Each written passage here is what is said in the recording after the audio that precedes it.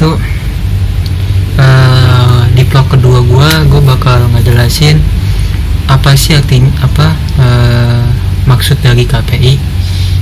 Mungkin yang mau kuliah banyakan yang gue alamin ya kan, rata-rata pada milih takbiah, terus apalagi sih takbiah, terus intinya tuh pada milih takbiah ya. Takbiah gue nggak mau nyalin takbiah maupun apa, cuman gue bakal ngejelasin maksud dari KPI itu sendiri, komunikasi penyiar Islam. Oke, nama gue Ahmad Taufan, selamat datang di channel Ahmad Taufan Adinegoro. Ini vlog kedua gue bakal ngebahas komunikasi dan penyiar Islam. Oke, gue ngupdate hari Minggu tanggal 26 bulan Juli 2020. Oke, lanjut. Mungkin yang nanti masuk kuliah bakal bingung, khususnya yang sekolahnya agama Islam mungkin bisa udah punya keputusan. Mungkin dengan gue ngasih informasi kalau komunikasi penyiar Islam itu apa, mungkin kalian bisa minat ataupun ada kepikiran untuk ambil jurusan komunikasi Islam. Oke, gue bakal ngejelasin secara singkat ya. Oke, jangan lupa support channel gue Ahmad Taufan Adinegoro dan channel gue atas channel. Oke, lanjut. Jangan lupa subscribe ya channel gue. Oke. Next. Oke, pengertian komunikasi didefinisikan oleh Bapak James F. Stoner dalam proses di mana seseorang berusaha memberikan pengertian dengan cara memindai pesan. Sedangkan menurut definisi Profesor Dr. Andreas Wijaya yang mengatakan bahwa pengertian komunikasi adalah hubungan kontak antara manusia, baik individu maupun kelompok. Kamus Besar Bahasa Indonesia, pengertian komunikasi adalah pengirim dan penerima pesan atau pemberi berita dari dua atau lebih agar pesan yang dimaksud dapat dipahami. Komunikasi pada umumnya diartikan sebagai hubungan atau kegiatan-kegiatan yang ada kaitannya dengan masalah atau saling tukar-menukar pikiran atau pendapat. Bagaimana dengan komunikasi Islam? Islam adalah agama yang diturunkan melalui lisan para nabi, dan komunikasi seperti yang dijelaskan adalah proses interaksi untuk mewujudkan bersama makna antara satu dengan yang lainnya. Dari pengertian keduanya dapat ditarik benang atau tarik benang mereka bahwa komunikasi Islam itu adalah proses produksi makna yang mempertukarnya secara Islam yang dibangun atas landasan dan prinsip nilai-nilai Islam yang ramah, santun, dan tidak kasar, jujur, adil, dan tanggung jawab. Komunikasi Islam sebagai komunikasi yang dibangun dan tunduk di atas landasan dan prinsip-prinsip Islam yang ramah, santun, ramah,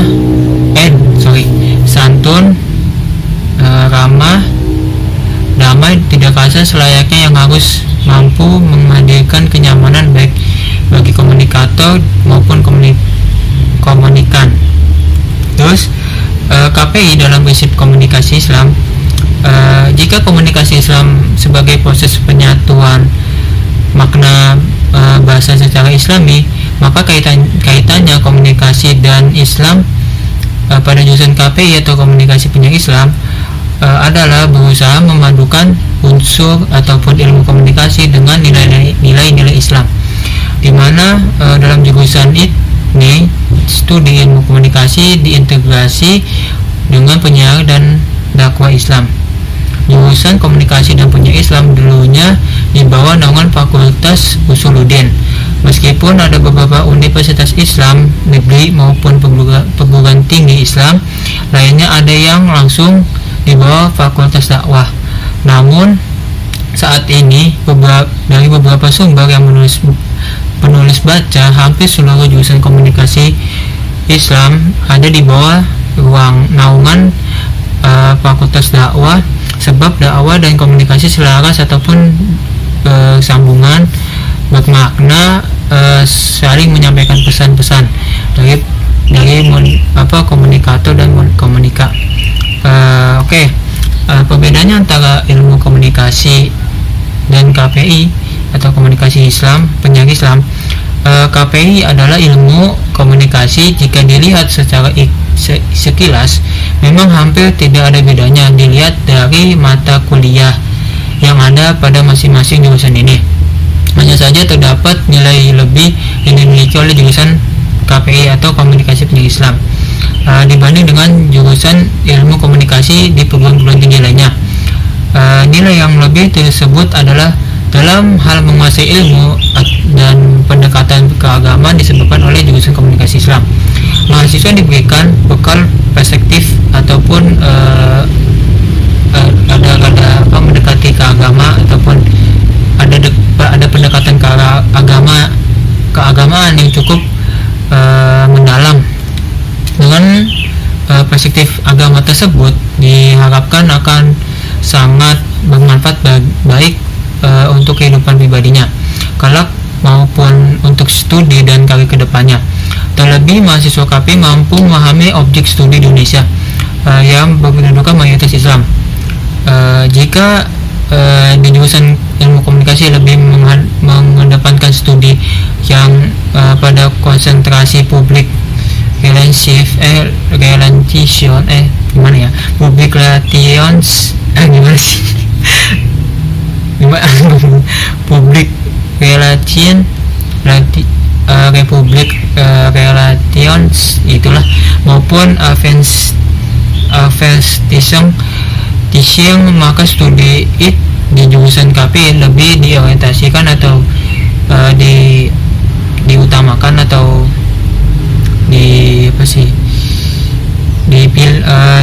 dilatih lah kepada dua konsentrasi, yaitu konsentrasi jurnalis dan konsentrasi broadcasting. Jurnalis diarahkan untuk mencetak alumninya menjadi seorang wartawan handal, praktisi media ataupun analisa media massa. Untuk itu, selain mata kuliah dasar ilmu komunikasi juga ditawarkan pada kuliah mendukungnya, antara lain jurnalistik cetak, jurnalis online, jurnalis investigatif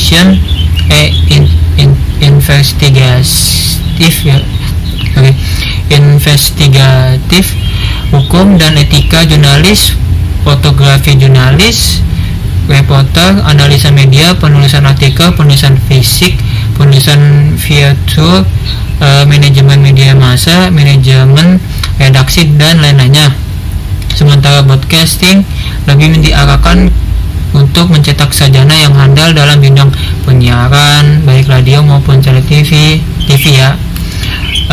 Mata kuliah pokok untuk itu antara lain hukum, etika penyiaran, jurnalistik penyiaran, reporter radio atau TV, newscasting, editor, siaran radio, TV, terus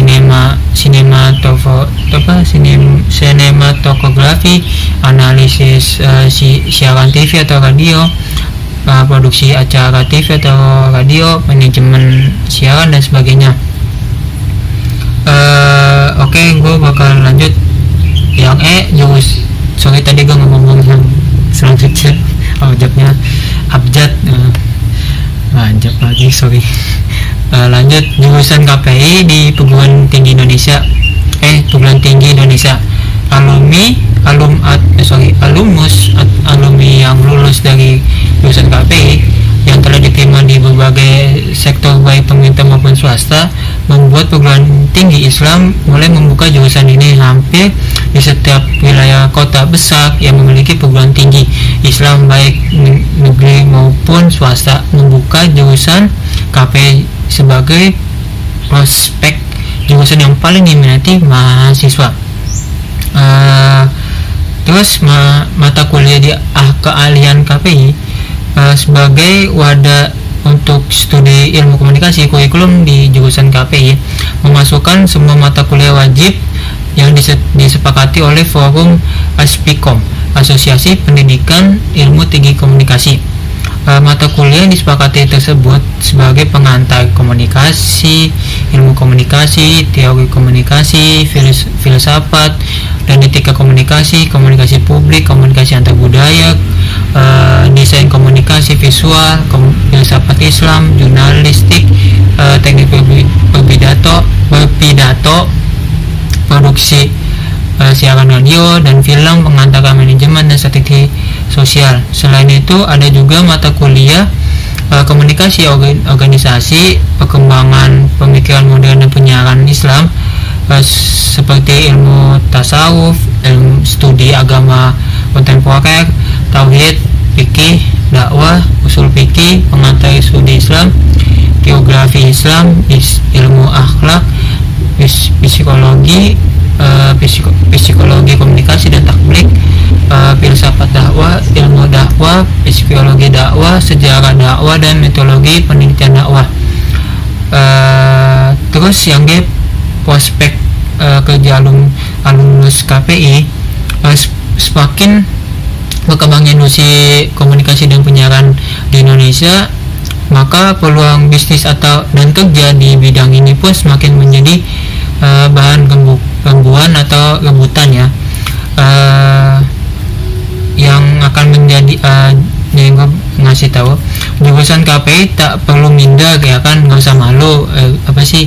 Kepikiran gue dapet kerjaan kayak masuk KPI, intinya jangan khawatir, lo harus yakin pasti dapat. Gue bakal ngejelasin yang kemungkinan bisa dapat. Yang pertama, jurusan KPI ini tak perlu minder jika dikomparasikan dengan orang-orang jurusan ilmu komunikasi, sebab KPI saat ini dapat memenuhi tuntunan zaman dan mampu memberikan lapangan kerja bagi masyarakat sesuai dengan konsentrasinya ya, yakni yang pertama yakni adalah jurnalistik dan broadcasting. Yang menjadi prospek kerjanya KPI, yang pertama wartawan, reporter, penulis, editor, fotografer, public speaking, presenter, penyiar dan kameramen. Terus selanjutnya yang kompetensi lulusan komunikasi lulusan jurusan komunikasi penyiar Islam atau KPI. Jurusan komunikasi dan penyiar Islam atau KPI bertujuan untuk menghasilkan sarjana yang berkualitas dalam pembelajarannya, penelitiannya, dan pengabdian masyarakat di bidang komunikasi dan dakwah melalui retorika, tablik, media, cetak, dan radio televisi. Terus kompetensi utamanya, pertama mengkaji, mengembang retorika dakwah, media cetak dakwah, radio, TV, dakwah, dan media komunikasi. Kedua, mengembangkan kepribadian mahasiswa menjadi seorang pendakwah atau dai dan wartawan yang di berbagai media cetak maupun elektronik. Ketiga, menyelenggarakan pendidikan ilmu keislaman dan komunikasi penyiar untuk membentuk sarjana yang berkualitas, profesional, dan berakhlak mulia. Keempat, mengembangkan penelitian di bidang komunikasi dan penyiaran. Kelima, meningkatkan peran serta pada pengabdian meningkatkan peran serta pada pengabdian masyarakat dalam aktivi dakwah. Keenam, memperluas jaringan kerjasama dengan berbagai pihak untuk mengoptimalkan dharma perguruan tinggi. Ketujuh, menguasai pengembangan dan pengamalan ilmu komunikasi dan penyiaran Islam yang dijiwai oleh nilai-nilai Islam yang relevan dengan kebutuhan pembangunan bangsa. Kedelapan, melahirkan sarjana yang profesional dalam bidang komunikasi dan penyiaran. Kesembilan, melahirkan sarjana yang memiliki melahirkan sarjana yang memiliki wawasan keterampilan dalam bidang pers, penyiaran, dan retorika. ke-10 menguasai prinsip-prinsip komunikasi media dan lain-lainnya. Itu aja sih yang bisa gue sampaikan. Mungkin kalau dari gue kurang, lo coba cari di Google, atau enggak nanti gue kasih linknya. Kalau misalnya gue lupa, tolong ingatin di komennya ya. Thank you. Salam komunikasi. Gue Ahmad Taufan. Dan next vlog berikutnya, jangan lupa subscribe channel gue Ahmad Taufan dan Atta channel gue. Oke. Mungkin yang Ahmad Taufan ini gue bakal ngevlog mungkin mengatakan ngevlog.